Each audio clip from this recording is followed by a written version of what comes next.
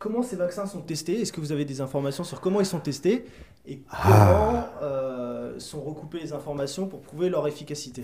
Alors là, justement, c'est un très gros problème. Parce que les vaccins échappent à un certain nombre de contraintes réglementaires qui sont normalement nécessaires pour la mise au point de médicaments. Par exemple, les vaccins échappent à ce qu'on appelle les études pharmacocinétiques. Bon, ça paraît un peu barbare. Qu'est-ce que la pharmacocinétique? C'est tout simplement le suivi des produits injectés dans l'organisme.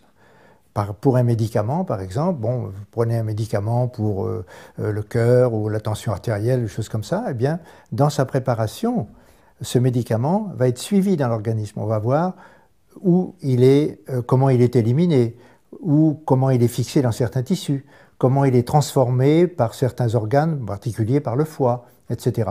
Eh bien, pour les vaccins, ces études de pharmacocinétique ne sont pas requises. Si vous allez sur Internet, vous tapez Google, vous tapez simplement pharmacocinétique du vaccin et vous mettez le nom du vaccin, vous arrivez à trouver ces études ne sont pas requises pour la fabrication du vaccin. La réponse tient en une ligne.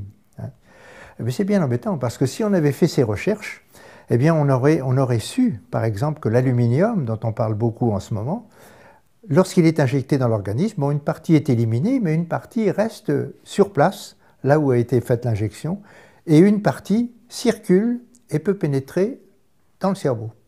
Et une fois qu'il a pénétré dans le cerveau, il n'en ressort plus. Et ça entraîne des troubles connus aujourd'hui sous le nom de myofasciite à macrophage.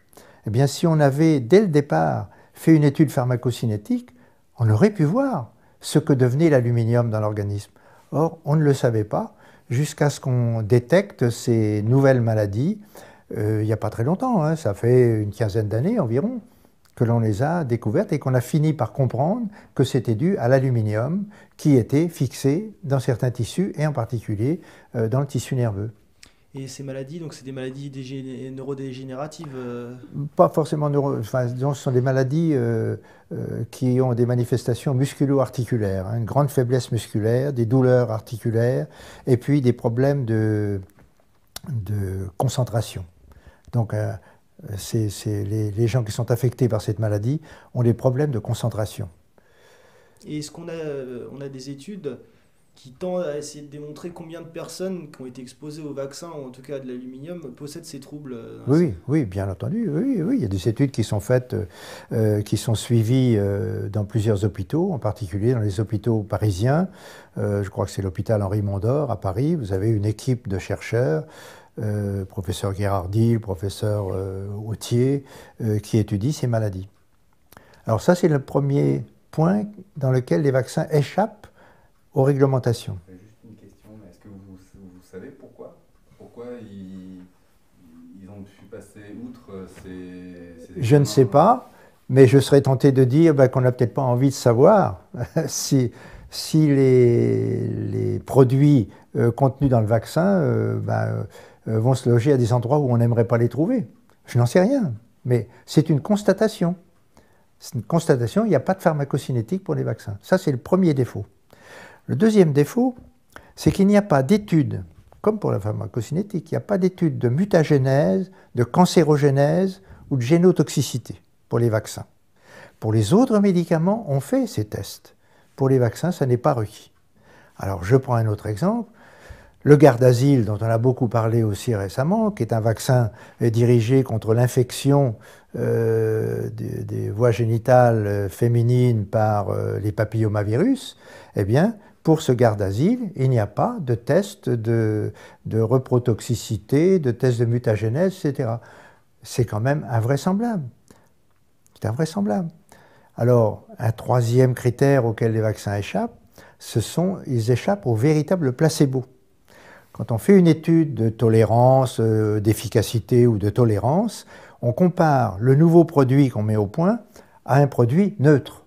Par exemple, un liquide physiologique. Hein, de l'eau salée qui a la même concentration que le plasma sanguin, bon, c'est un placebo, c'est neutre, puisque ça a la même composition que le plasma sanguin. Eh bien, les vaccins ne sont pas testés contre de vrais placebos. On va tester par exemple un vaccin, alors je n'ai pas d'exemple précis à l'esprit, Mais on va tester un vaccin contre un vaccin déjà mis sur le marché, dont on connaît les effets secondaires. Et on va dire, oh ben le nouveau vaccin ne fait pas plus d'effets secondaires que le vaccin qui est déjà sur le marché, donc il est tout à fait acceptable. Oui. Mais on ne l'a pas contrôlé contre un véritable placebo. C'est-à-dire par exemple qu'on va contrôler un nouveau vaccin contenant un adjuvant aluminique, hein, de l'aluminium, eh bien on va le tester contre un vaccin qui contient, ou contre un liquide qui contient lui aussi de l'aluminium. Donc ce n'est pas un vrai placebo, puisque dans les deux cas, il y a l'aluminium. On ne pourra pas faire la différence. Oui.